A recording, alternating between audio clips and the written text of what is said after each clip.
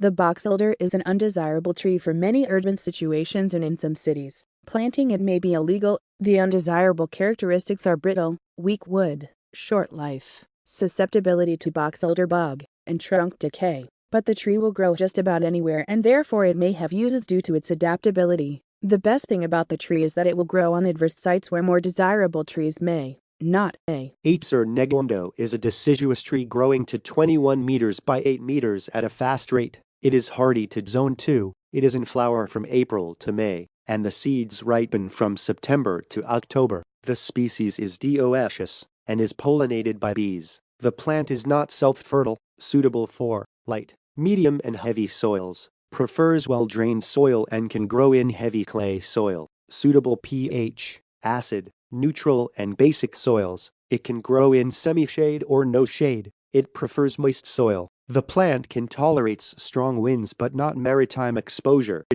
Edible parts are inner bark, leaves, sap, seed. Edible uses are sweetener. The sap contains a reasonable quantity of sugar and can be used as a refreshing drink or be concentrated into a syrup. The syrup is used as a sweetener on many foods. The sugar content is inferior to a saccharum according to one report, whilst another says that it is highly valued as a producer of sweet sap. The sugar from the sap of this tree is said to be whiter than that from other maples. To obtain the sap, bore a hole on the sunny side of the trunk into the sapwood about 1 meter above the ground at any time from about January 1st until the leaves appear. The flow is best on a warm day after a frost. The best sap production comes from cold winter areas with continental climates. Inner bark raw or cooked. It can be dried, ground into a powder, and then used as a thickener in soups, etc., or be added to cereal flours when making bread, cakes, etc. The inner bark can also be boiled until the sugar crystallizes out of it.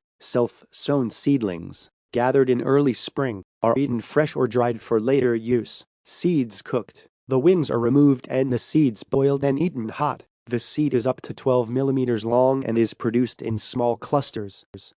Musical preservatives shelter beltwood. The leaves are packed around apples, root crops, etc. to help preserve them. This year a fairly wind-tolerant tree. It can be used in mixed plantings as a part of shelter belt plantings. Wood soft, weak, light, close-grained. It weighs 27 pounds per cubic foot, of little commercial value. It is used for boxes, cheap furniture, pulp, fuel, etc. Large trunk burls or knots have been used to make drums.